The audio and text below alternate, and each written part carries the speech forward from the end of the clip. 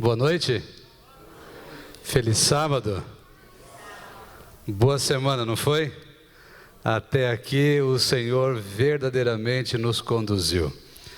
Você passou bem a semana toda? Bom trabalho, bons estudos.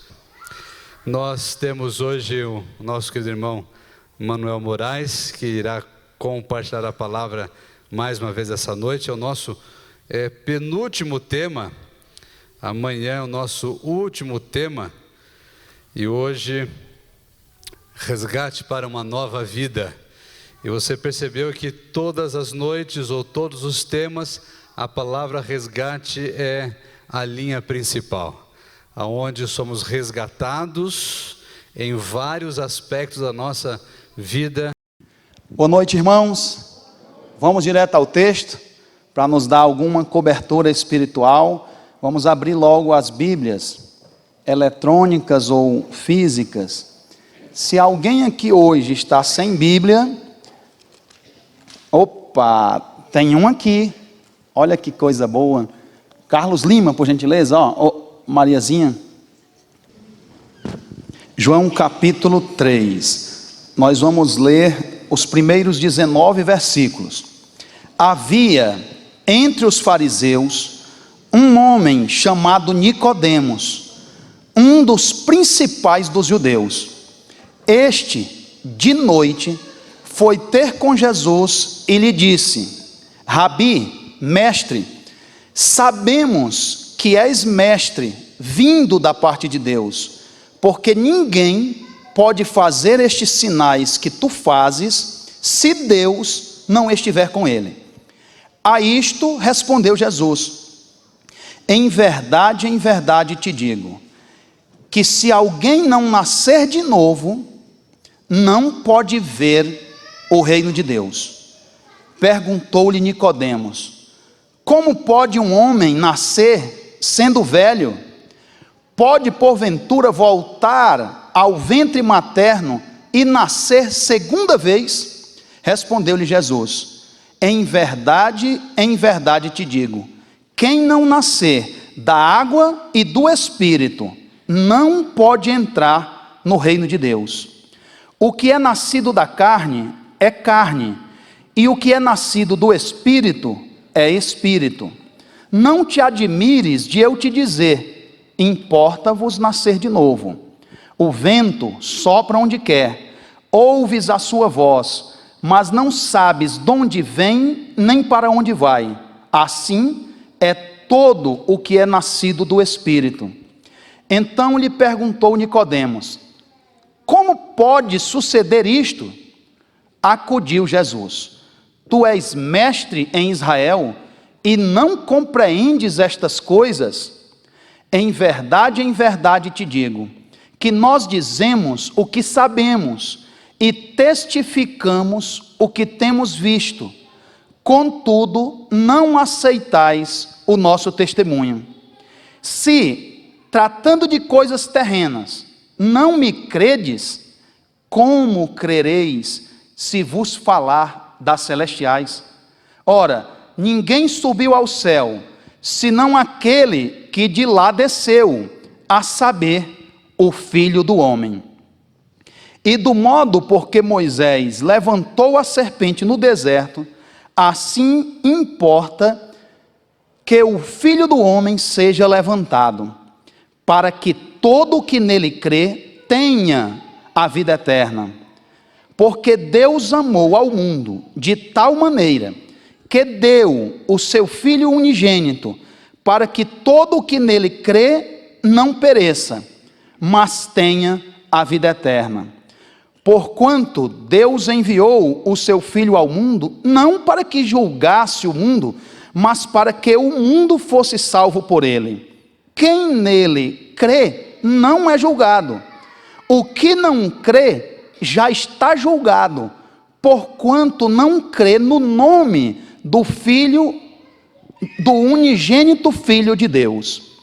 O julgamento é este: que a luz veio ao mundo, e os homens amaram mais as trevas do que a luz, porque as suas obras eram más.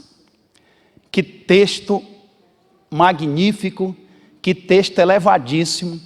Ontem nós tivemos a oportunidade de investigar o capítulo 4. Nós vimos com bastante detalhes o episódio da mulher samaritana.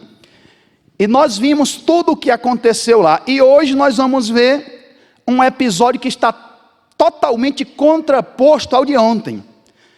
Que horas que Cristo, na sua agenda celestial, tinha um encontro marcado com aquela mulher? Era sol a pino, era a hora sexta, no calendário judaico era meio-dia. E agora é à noite.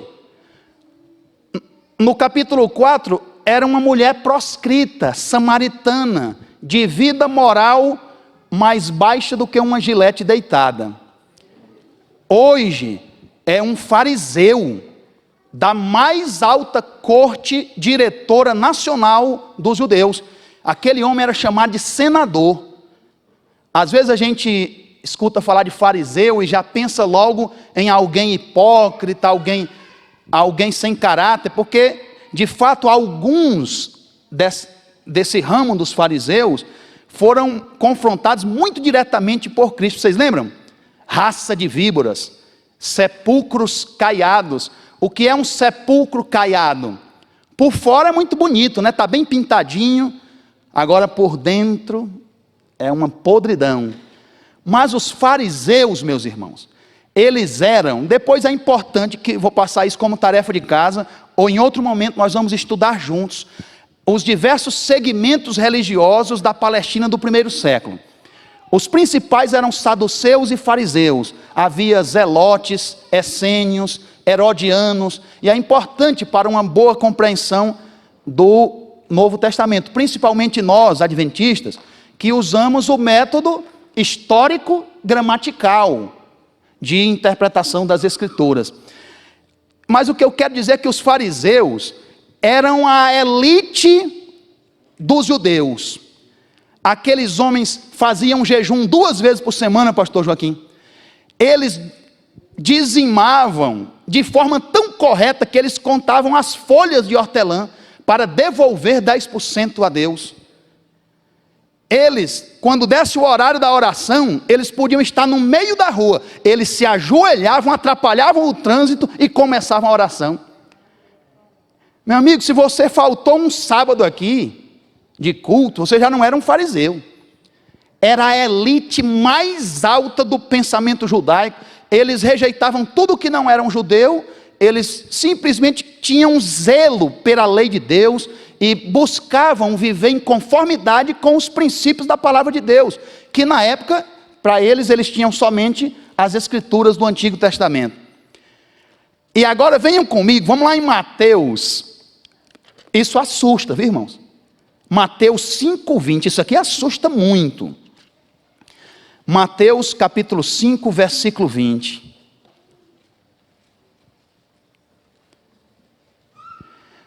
Cristo falando, tá?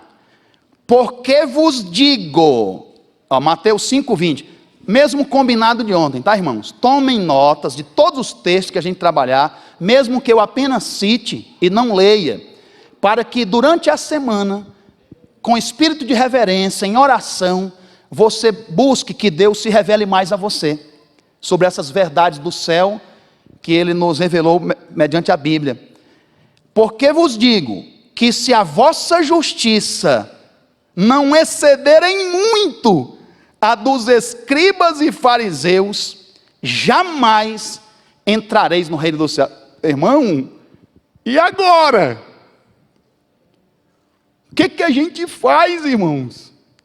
Esse povo, a elite máxima de obediência da lei de Deus, Cristo disse que se a nossa justiça não excedesse muito a deles. Olha só, interessante, as sociedades bíblicas, elas colocam esses títulos em negrito, mas esse título em negrito não é palavra de Deus, não é inspirado, tá? Isso é obra das sociedades bíblicas. Às vezes eles cometem umas gafes extremas. Teve uma sociedade bíblica que colocou lá numa seção de Gálatas, ou Cristo ou a lei. Olha, isso não é inspirado não, viu? Porque se não fosse a lei, nós não precisaríamos nem de Cristo, porque não haveria sequer pecado se não houvesse a lei. Não haveria necessidade de Cristo nos salvar. Qual é a definição teológica de pecado? Dada por João, viu? Hoje nós vamos ler depois, versículo a versículo desse texto de João. Eu falei ontem que era o 5º volume de uma obra de 5 volumes. O primeiro volume foi Apocalipse, depois o último volume é o Evangelho de João, que encerrou o cânon das Escrituras, e os 3 do meio são as 3 cartas de João.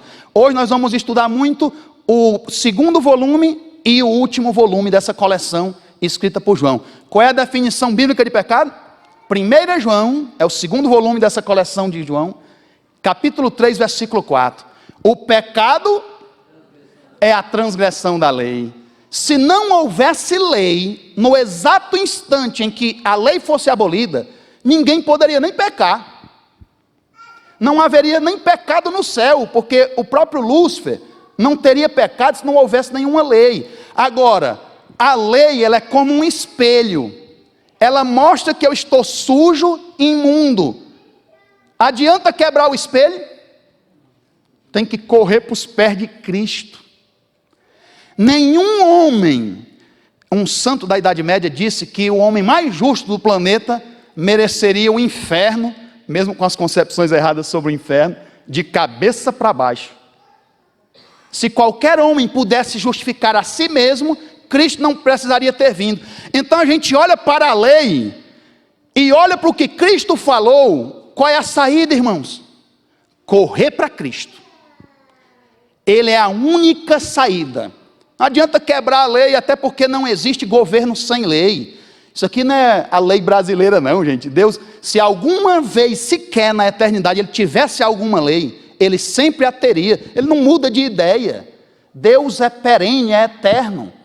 É a lei de Deus que representa o seu próprio caráter. Essa lei nunca mudou, tá? Agora, venha comigo, vamos lá em Isaías capítulo 64. Só para a gente ilustrar mais essa ideia. Isaías capítulo 64, o versículo 6. Isaías 64, 6. Pode acompanhar na sua Bíblia eletrônica, tá? Mas, e tome notas, por favor, desse texto, que eu quero que na semana você de novo visite esses textos para meditar em oração, para Deus se revelar a você. Mas todos nós somos como o imundo. Olha que palavras duras o profeta Isaías revela por inspiração. Todos nós somos como o imundo, e todas as nossas justiças como trapos de imundície. Uau! Sabe o que são esses trapos de imundície aqui, irmãos? Era o que na época é para nós hoje o íntimo gel normal com abas. São os tecidos que protegiam a mulher na fase de menstruação. Hoje é o íntimo gel normal com abas, né? Na época eram panos. Durante esse período, e o profeta diz sob inspiração que as nossas boas obras de justiça, diante do caráter santo de Deus, são como trapos de imundícia.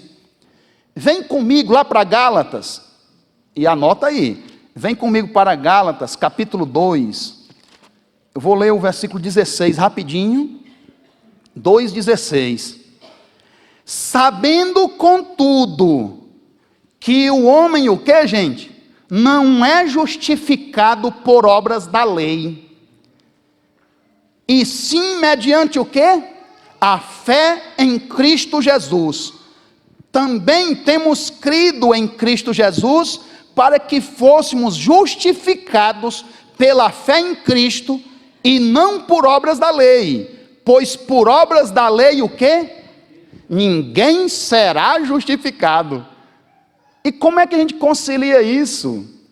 Porque a lei foi abolida, o próprio apóstolo Paulo pergunta: anulamos, pois, a lei por causa da fé?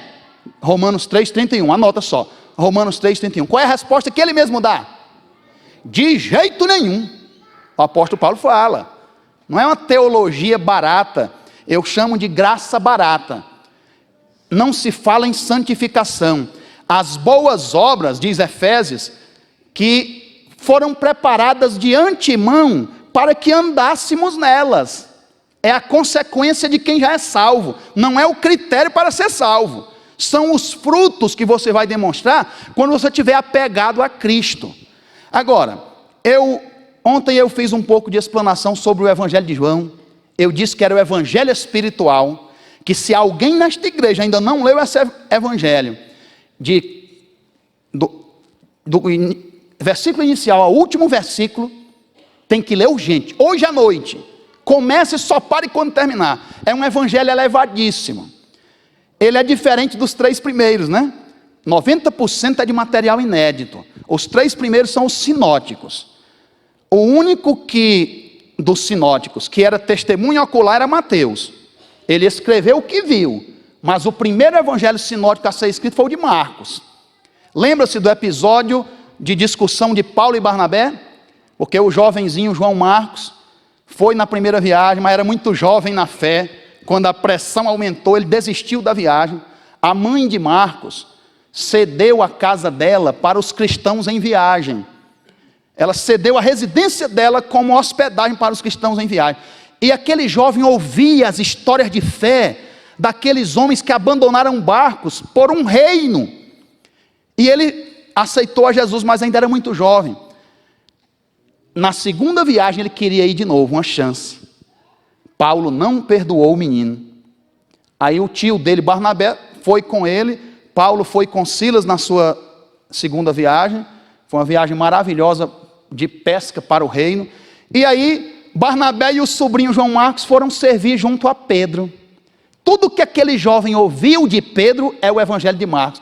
A gente diz que o evangelho de Marcos, pastor Jim, é o evangelho de Pedro pela boca de Marcos. Ele servia a causa do reino junto de Pedro. E Lucas, ele era um cooperador do apóstolo Paulo. Ele serviu junto com Paulo. Era um médico. Nós dizemos que é o único que escreveu de forma historiográfica com os padrões científicos de hoje. Havia entre os fariseus um homem chamado Nicodemos. Eu disse que ele era membro do Sinédrio romano, ele era um senador importantíssimo, um dos principais dos judeus, era membro do Sinédrio. 2, este de noite, João faz questão de ressaltar que ele foi à noite. Pedro, alguns dizem que é porque ele não queria ser visto, porque pegaria muito mal entre os colegas do Sinédrio. Lembre-se que Jesus havia acabado de purificar o templo. Esse episódio aqui da visita de Nicodemos ocorreu ali nos primeiros dias da Páscoa, do ano 28. Os judeus, das 3 festas de peregrinação, a Páscoa é a primeira festa de peregrinação, que ocorre no 15º dia do primeiro mês do calendário judaico religioso, que é o mês de Nissan, na primavera, no início ali da primavera, quando a cevada está madura, aí começa o mês. E no 15º dia do mês de Nissan, inicia-se a Páscoa, e aqui era o episódio da Páscoa. Jesus purificou o templo, porque ele não teve instrução rabínica formal. Com que autoridade? Ele não citava nas suas palestras nenhum outro rabino. Isso incomodou os judeus do alto escalão do Sinédrio. E esse Nicodemos era um deles, só que ele estava sendo tocado no coração com a mensagem de Jesus. Ele ouviu João Batista pregando o batismo para o arrependimento, dizendo que ele não era a luz, o João Batista, que ele veio somente dar um testemunho da luz. Só que, gente, João dizer que era de noite não é por acaso. Claro que essa era a razão primária, mas tem um princípio espiritual aqui. Em todo o evangelho de João, existe um conflito, o que Daniel diria, Tissavagadol, um grande conflito, lá no texto de Daniel, entre a luz e as trevas no Evangelho de João. Não é à toa que aqui foi citado. Vamos ver lá no capítulo 1, volta um pouquinho. Eu quero que você deixe sempre a sua fita aí, marcando o texto que a gente está estudando. Capítulo 1 de João, vamos ver o versículo 8, ó. Ele não era a luz. Ele quem? João Batista. Mas veio para que testificasse da luz, a saber, a verdadeira luz, que é Cristo, que vindo ao mundo, ilumina todo homem. Passa lá para o capítulo 3, versículo 19, cadê? 3,19. Vamos tudo no livro de João. 3,19, achei. Senhor, não, desculpa. O julgamento é este, que a luz veio ao mundo, e os homens amaram mais as trevas do que a luz, porque as suas obras eram más. Vai lá para o capítulo 9, versículo 4. Capítulo 9, versículo 4. É necessário que façamos as obras daquele que me enviou, enquanto é dia. A noite vem, quando ninguém pode trabalhar. Passa lá para o 11, capítulo 11, versículo 10. Mas, se andar de noite, tropeça. Por quê? Porque nele não há luz. Vai para o capítulo 13, versículo 30. Ele, tendo recebido... Ele quem, gente? Judas, viu? O que trairia Jesus naquela noite. Ele, tendo recebido o bocado, saiu logo, e o que o evangelista ressalta? E era noite. Gente, ele saiu endemoniado.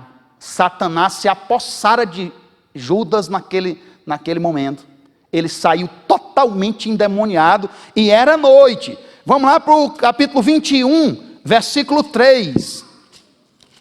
Capítulo 21, versículo 3. Agora aqui é bonito, ó. Disse-lhes Simão Pedro: vou pescar.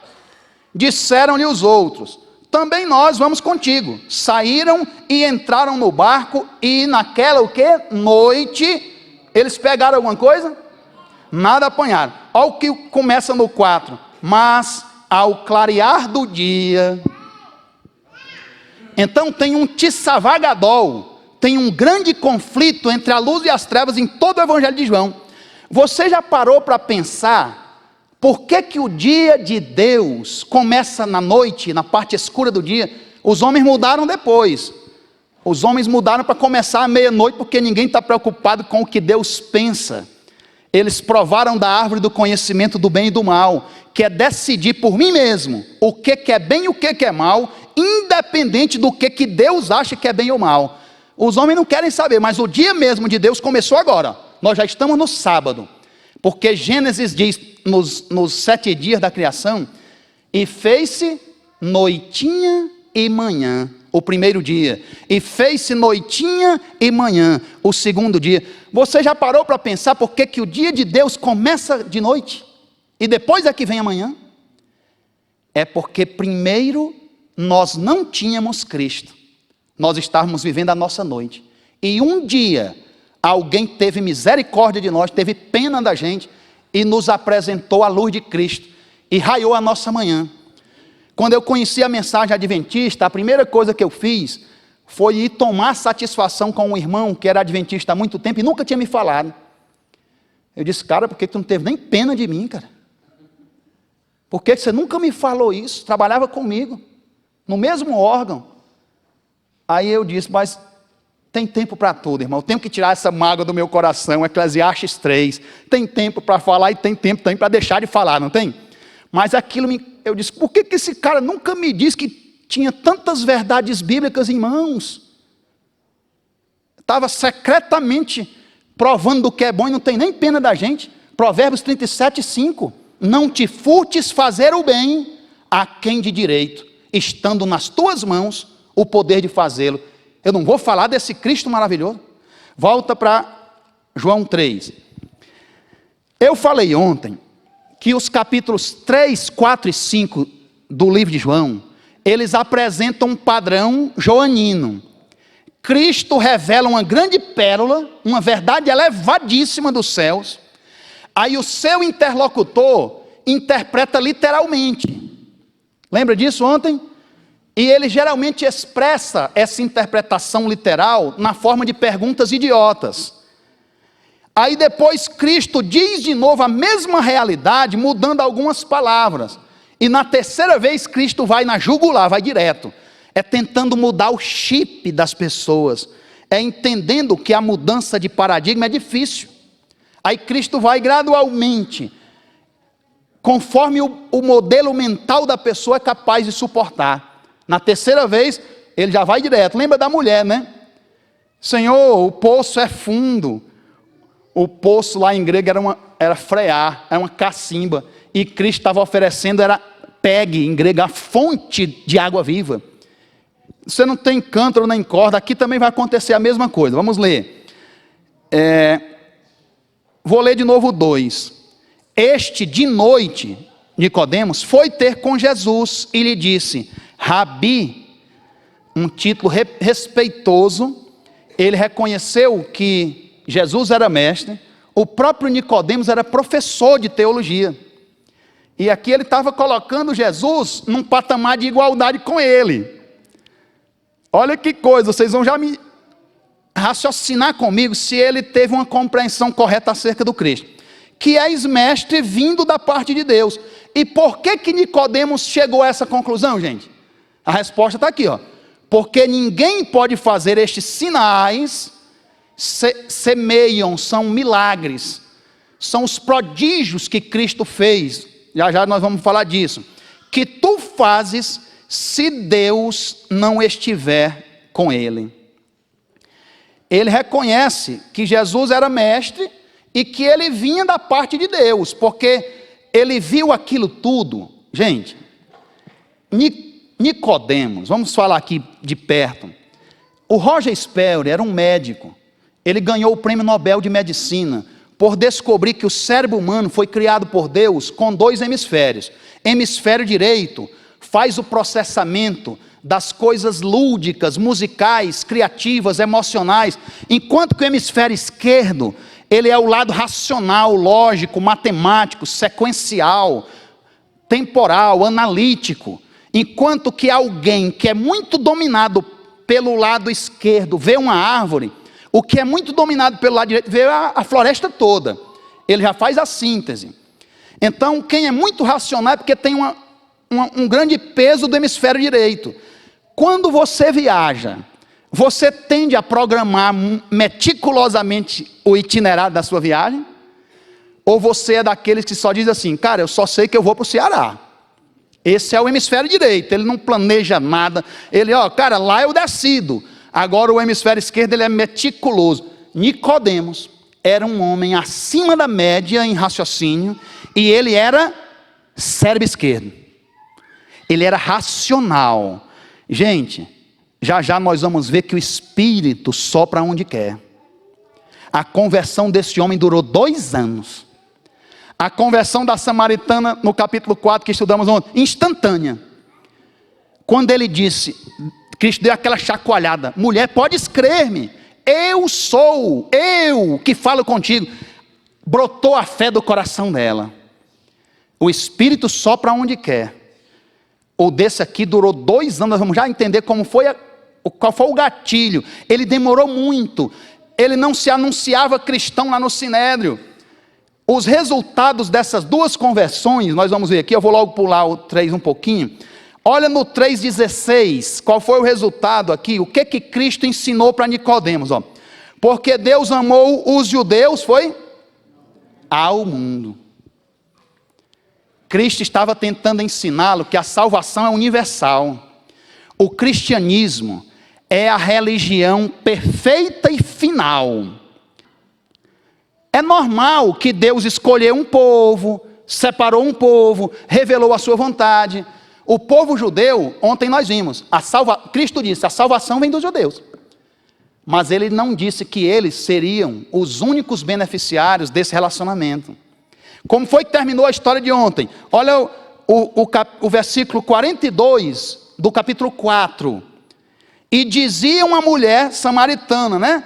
Já agora não é pelo que disseste que nós cremos, mas porque nós mesmos temos ouvido e sabemos que este é verdadeiramente o Salvador dos samaritanos, do mundo. A revelação nos 2 casos era que a salvação de Cristo era universal.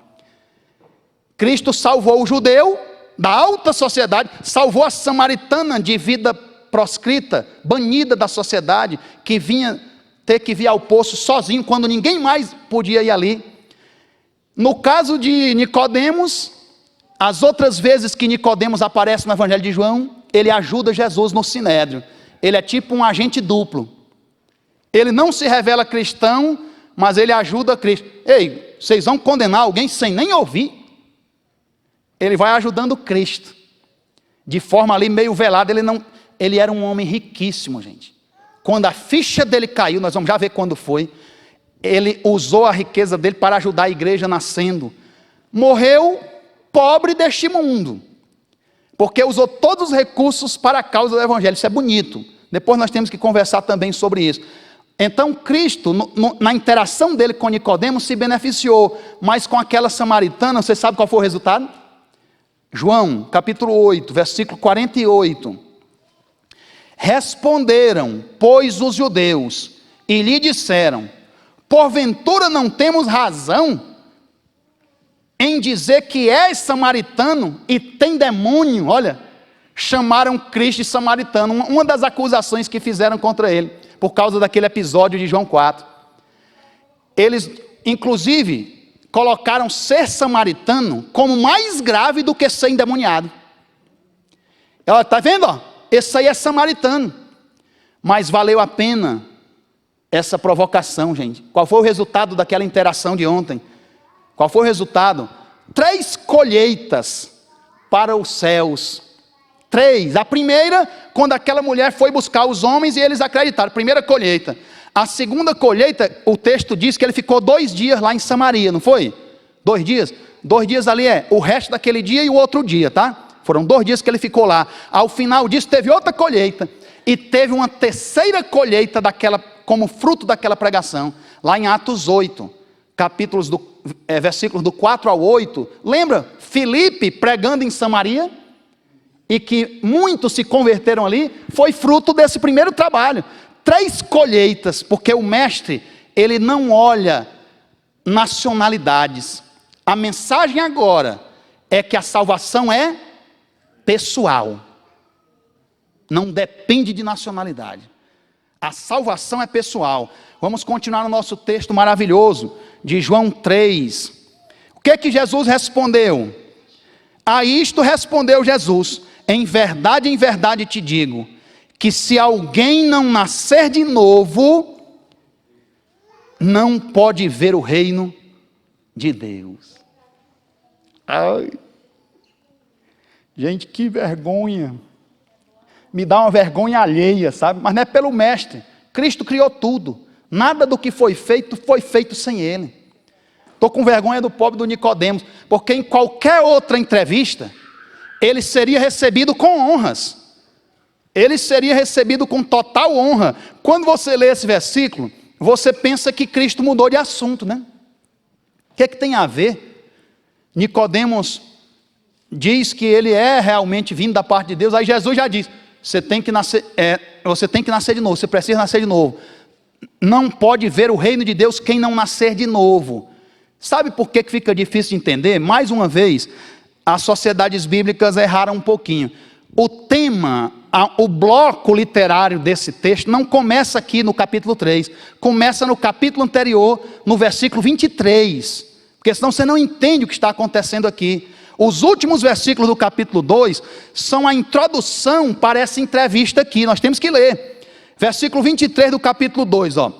Eu vou respeitosamente ler o título, até que está bem colocado. Qual é o título aqui que a sociedade bíblica, nesse caso, botou? Muitos creem em Jesus, né? Muitos creem em Jesus. Vamos ler. Entrando ele, Jesus, em Jerusalém, durante a festa da Páscoa, muitos, vendo os sinais que ele fazia, os milagres, creram no seu nome, mas o próprio Jesus não se confiava a eles, porque os conhecia a todos, e não precisava, quem que não precisava? Jesus, de que alguém lhe desse testemunho, lhe ensinasse a respeito do homem, porque ele mesmo sabia o que era a natureza humana. Ele conhecia o coração do homem. esses versículos estão nos dizendo que muitos aceitaram Jesus, muitos acreditavam em Jesus, mas Jesus não acreditava neles. Olha que coisa, Pedro. Eles tinham uma fé que Cristo não reconheceu como genuína. Era uma fé baseada em milagres. Será que eu estou falando alguma coisa que ocorre hoje? Gente que quer as bênçãos de Deus, mas não quer o Deus das bênçãos. Eles querem o presente, mas não querem o presenteador. Querem usar Deus como uma boutique, que quer pegar o que quiser. Eu já vi uma vez um irmão dizendo assim: coloque Deus na parede. Deus amado, o Brasil importa o que presta e o que não presta dos Estados Unidos. Nós importamos uma teologia muito fraca, chamada teologia da prosperidade, sem a necessária crítica bíblica. Diz que o tamanho do teu relacionamento com Deus é reflexo da tua conta corrente. Deixa eu ver aqui a intimidade. Eita, esse irmão está santo, hein? Olha para a conta corrente que vai dizer. Olha, Pedro, que coisa. Não é errado pedir, Deus faz milagres? Faz. Ele faz, Ele não faz. Deus é soberano. Quando lá em Mateus capítulo 7, Jesus disse que todo o que pede recebe, o que ele não disse? Ele não disse que todo o que pede recebe o que pede. O que ele disse? Todo o que pede recebe. Sabe o que significa isso? Não há oração sem resposta. Toda oração sua chega ao trono de Deus. Sabia que tem um anjo designado para todo servo de Cristo? E sabia que ele não precisa pedir licença? A entrada é livre para quem vem da terra com novidades sobre aquele que ele é cuidado. Entra direto, não tem que anunciar, porque a coisa é muito séria, viu? Não há oração sem resposta, mas eu queria te dizer que a resposta de Deus considera o ponto de vista da eternidade. Nós vimos aqui, e nesse episódio de hoje, o que muitos teólogos chamam de a Bíblia em miniatura. É o versículo 16 desse capítulo, 3,16. Porque Deus amou ao mundo. Chamam de a Bíblia em miniatura. Tem tanta teologia aqui. E o que é o resultado, gente? Vida eterna. É viver para sempre com Cristo. Sem a perspectiva da morte, seremos imortais, sem depressão, aprendendo de Deus dia após dia. Meu amigo, eu vou te dizer uma coisa hoje. O homem mais pobre desse mundo, um engraxate nesse planeta, que ganhar a vida eterna, pastor Joaquim, ele ganhou tudo que valia a pena correr por esse mundo. O homem mais poderoso do planeta, que hoje, sem dúvida, é o presidente dos Estados Unidos, da nação americana, norte-americana. Se ele não ganhar a vida eterna, ele perdeu tudo de que valia muito a pena ele buscar. É a vida eterna. E aí, meu irmão Hélio, olha que vergonha que eu estou. Só em pensar o que aconteceu naquele dia. Esse encontro foi no Monte das Oliveiras. Nicodemos encontrou o mestre, viu onde ele estaria. Alguns dizem que é porque ele foi à noite, porque não queria que Cristo estivesse com muita gente. Ele queria conversar demoradamente com o mestre. E aí, Cristo separa todos os habitantes do mundo em duas categorias: os que são dirigidos pela carne e os que são guiados pelo Espírito. Ele dividiu os que nasceram de novo, vamos já explicar isso, o que é, e os que ainda não nasceram de novo. E agora, gente, o pesado, ele colocou Nicodemos fora do reino. Foi muito duro, viu? Mas foi com muito amor. Ele levantou a mão. Primeiro ele escaneou, ele olhou aquele jovem falando, elogiando a Cristo. E Cristo o coloca fora do reino. Foi duro. Meu amigo, tudo que ele fazia. Sabe o que é aqui nascer de novo? Essa palavra de novo do grego é anotem. Tem dois sentidos. Nascer de novo, não foi aí que Cristo usou. O outro sentido para o verbo anotem é nascer do alto. Foi aí que Cristo usou. Se você não nascer do alto, você não pode entrar no reino de Deus. E ele entendeu no primeiro sentido, nascer de novo. Mas é claro que ele também sabia, gente, não é novidade para os judeus o novo nascimento. Pode ler, não vou ler hoje. 1 Samuel 10, 6. Jeremias 31, 33. Leia em casa. O novo nascimento já era conhecido no Antigo Testamento. Mas os judeus falavam muito do novo nascimento para os conversos ao judaísmo. Eles achavam que todo judeu estava salvo. Eu tenho o templo, eu tenho a lei. Realmente, gente, o povo judeu era para ser o povo mais forte do planeta. Eles tinham a lei de Deus. Eram para ser saudáveis, fortes, inteligentes. Era para ser o povo mais especial do nosso planeta. Só que eles não entenderam as promessas.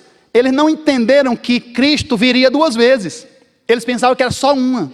Na primeira vez, Cristo veio resolver o problema do pecado. Só na segunda vez que Cristo ingressar na nossa realidade, é que Ele vai trazer justiça definitiva, nos dar o toque final da imortalidade. Aí sim, pegar os que nasceram de novo. Vamos voltar um pouquinho, porque isso já tinha sido dito por João. Olha lá no capítulo 1 de João, os versículos 12 e 13, ó. 1, 12 e 13. Mas a todos quanto receberam, deu-lhes o poder de serem feitos filhos de Deus. Tem gente que diz assim, eu sou filho de Deus. Não, calma. Não é todo mundo que é filho de Deus não, viu? Todo mundo é criatura de Deus. Quando aceita Cristo, quando recebe Cristo, aqui está dizendo que eles têm o poder de serem feitos filhos de Deus. Quem, gente? A saber, aos que creem no seu nome. Agora o versículo 13 é bom para nós. Os quais não nasceram do sangue, nem da vontade da carne, nem da vontade do homem, mas de... Sabe o que é nascer do alto? É nascer de Deus. Cristo vai repetir. Ele vai usar outras palavras, ó. Versículo 4 do nosso texto de João 3. Perguntou-lhe Nicodemos, como pode um homem nascer sendo velho? Ele usou de ironia, tá, pastor? Aqui ele foi irônico. Ele levou um murro, aí estava ainda meio atordoado, se recompondo, aí joga uma frase automática. Pode porventura voltar ao ventre materno e nascer uma segunda vez? Agora Jesus repete de novo, mudando um pouco as palavras. Respondeu Jesus, em verdade te digo, quem não nascer da água e do Espírito, não pode entrar. Na primeira vez era ver, agora ele mudou um pouco, entrar. Na primeira vez era nascer do alto, ou de novo, e agora é nascer da água e do Espírito. O que é nascer de novo? É nascer da água e do Espírito. Ele repete de novo, é a mesma verdade. E o que é nascer da água e do Espírito? Não é o batismo. O batismo não está em foco aqui. Não é o batismo, é nascer de Deus. Já foi dito lá no versículo 13 do capítulo 1. O que está em foco aqui, queria que você lesse em casa, estou sem tempo, já me caminhando para o final. Os irmãos já botaram o celular dizendo aqui o tempo que eu tenho, me assustei. Leia Ezequiel, capítulo 36, versículos 25 a 27. O que é o nascer da água e do Espírito, que Cristo estava puxando o texto de Ezequiel. Capítulo 36, versículos 25 e 27. Vamos continuar lendo, ó. Versículo 6. O que é nascido da carne, é carne. E o que é nascido do Espírito, é Espírito. Esse eu vou ter que ler. Gálatas 5,17. Não dá não. Tenho que ler. Gálatas 5,17, ó.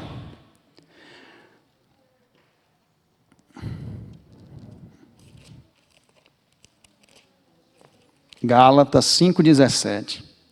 Porque a carne milita, a carne luta contra o Espírito, e o Espírito contra a carne, porque são opostos entre si, para que não façais o que porventura seja do vosso querer. Gente, nós somos uma raça caída.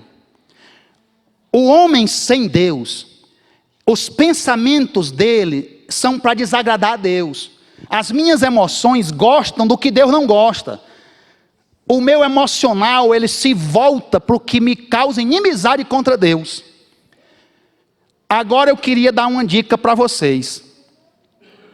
Eu disse que qual é a definição teológica de pecado? É a transgressão da lei. Mas sabe de onde é que vem essa palavra pecado? Quando lá os antigos arqueiros gregos, um arqueiro, errava o alvo da sua mira, ele dizia que havia cometido pecado. Sabe o que é pecado? Errar o alvo. Errar o alvo. Eu queria que você imaginasse aqui à minha esquerda o pecado e à minha direita Cristo, tá? E eu estou aqui no meio, ó. Diz aqui que a carne milita contra o espírito. À minha esquerda está quem? E à direita? Olha aqui, ó, estou aqui. O que eu estou fazendo agora, ó? Eu estou errando o alvo. Cristo é para lá. Eu estou olhando para o pecado. Agora eu estou aqui. O que eu estou fazendo, irmãos? Precisa eu ficar brigando para não beber? As pessoas pensam que nascer do alto, elas colocam na forma de ações. Eu parei de fumar. Não é nascer do alto ainda não. Ah, eu sou adventista. Ei, meu irmão, não é ser pastor, não representa ainda que nasceu do alto. Não é ser crente, não é ser batizado. Muitos batizados vão perder o reino. Muitos batizados vão perder o reino. Olha aqui, ó, eu estou aqui, eu me virei para Cristo, eu estou dando as costas para quem? Maridos, não é pelo braço de vocês que vocês vão ser fiéis, não. O homem, não, a fidelidade é uma pessoa, não é algo que tu faz, não, doido. É estar colado de Cristo. Eu tenho que estar perto de Cristo. Aí ocorre 2 Coríntios 5,17. Todo aquele que está em Cristo é uma nova criatura. É a metamorfose que Paulo fala. Transformai-vos, ali em grego é metamorfose, pela renovação da vossa mente.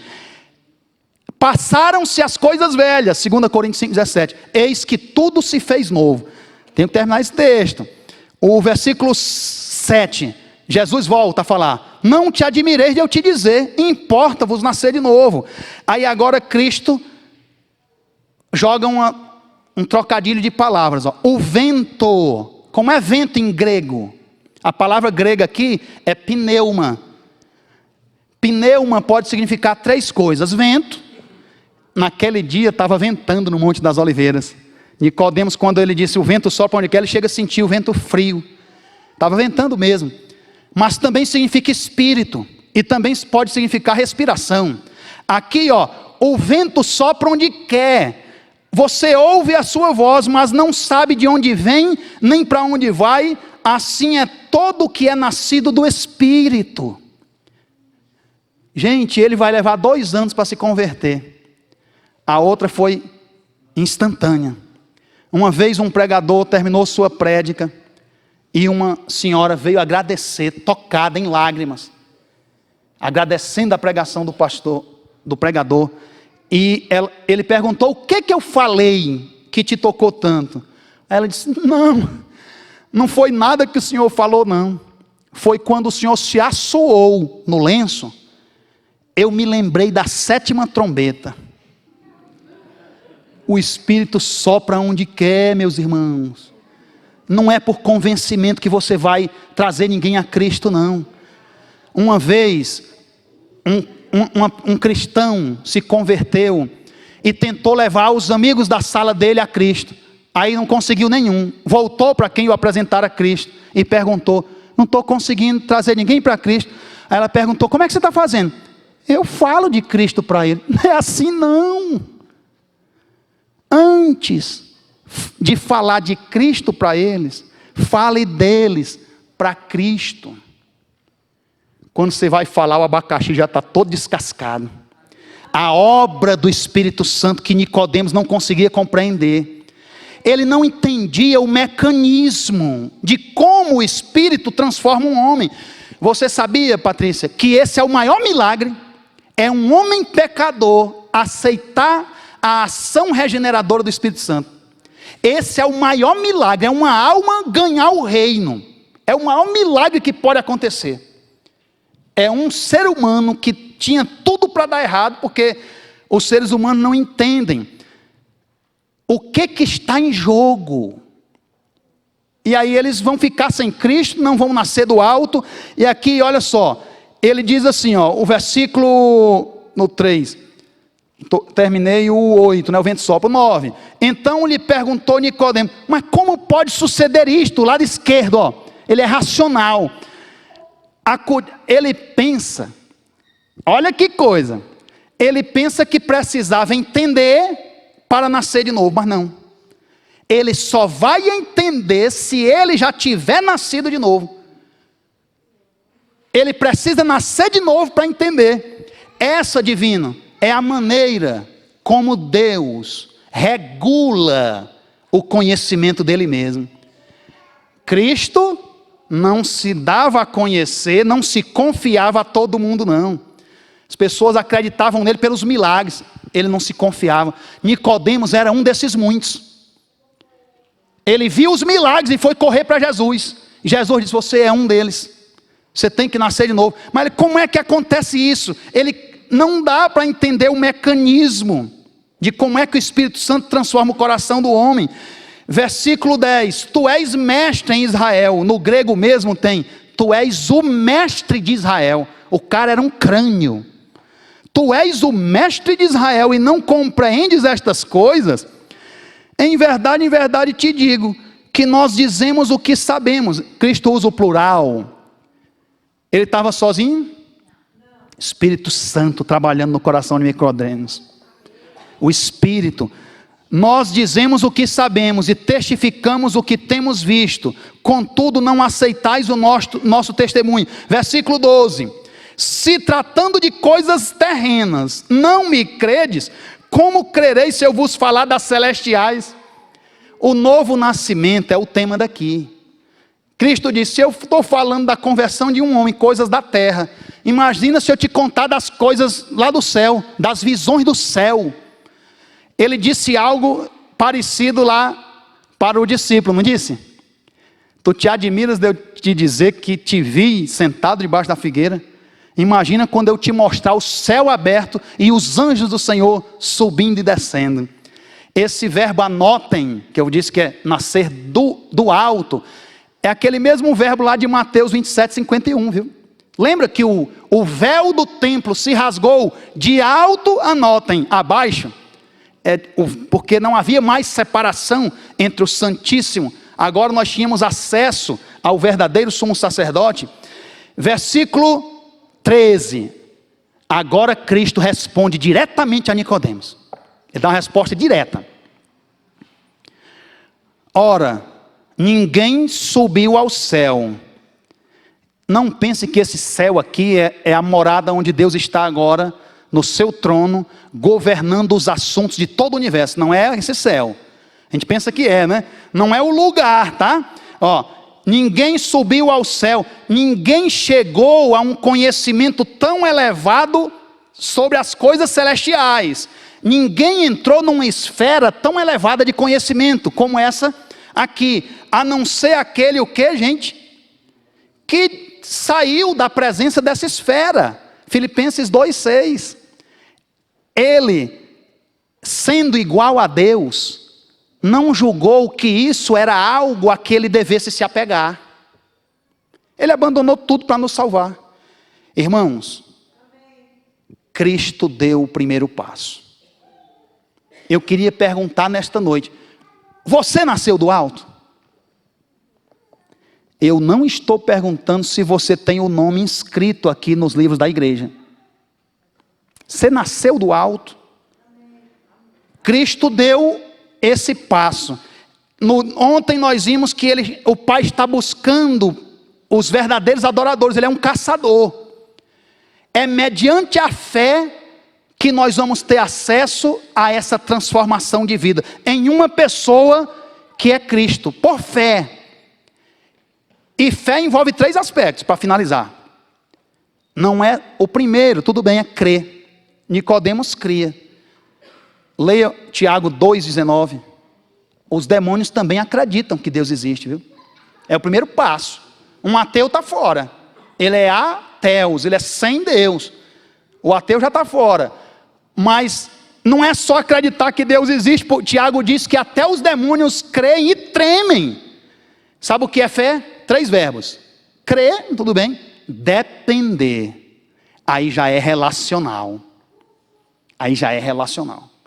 Sabia que é possível ser bacharel em teologia e não ter nascido de novo? Não é uma ciência que se estuda, não, irmã. É relacional, depender, e o último verbo é confiar. E termino agora, está fechado, tá, gente?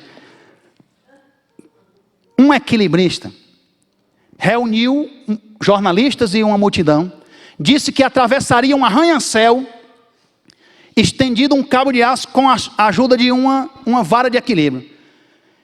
Aí ele disse, mas eu preciso que vocês tenham fé que eu posso fazer. Vocês acreditam? Na frente das câmeras, o povo quer ver a desgraça, né? Sim, nós acreditamos em você. Ele começou a travessia, gente, com a vara e chegou até o outro prédio. Ele desceu e disse, obrigado. Eu só consegui por causa da fé de vocês. Eu vou voltar lá, sem a vara. Mas eu preciso que vocês tenham fé em mim, que eu posso fazer isso. Vocês têm?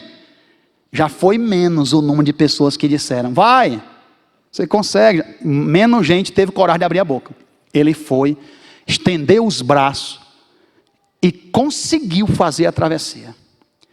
Ele desceu e disse, gente, eu vou voltar lá em cima. Foi a fé de vocês que me ajudou. Eu vou de novo, mas eu vou atravessar dessa vez com um carrinho de mão. Mas eu preciso que vocês tenham fé que eu sou capaz de fazer, que eu farei. Vocês acreditam? Silêncio geral. Um cidadão disse, eu acredito. Você tem fé que eu posso ir? Tenho. E ele disse, pois venha comigo e suba no carrinho de mão. Não, irmão. Você tem fé em Cristo? Entrega o teu caminho ao Senhor. Confia nele e o mais ele fará. Irmãos, vou aproveitar e fazer já a oração final. Passei 6 minutos, né? Deus gosta do que nós estamos fazendo aqui. Nas horas sagradas do sábado. O inimigo de Deus sempre profanou as coisas sagradas. É quando eles saem do trabalho, na sexta-feira, no pôr do sol, que já vão para as bebedeiras, prazer próprio. E Deus gosta muito do que nós estamos fazendo aqui. Na casa de Deus, aprendendo das suas verdades, tentando ser transformados, pedindo misericórdia da nossa pecaminosidade. Pai amado, como te somos gratos pela tua palavra santa, pelo teu Espírito Santo a não desistir de nenhum de nós. Deus, olha para os que estamos evangelizando, tem piedade deles, manifesta-se a eles, Senhor. Dá-lhe da tua pessoa a cada um deles. Leva-nos em paz aos nossos lares, em paz e segurança. Nos abençoa durante todo este sábado, em nome de Jesus. Amém. Amém.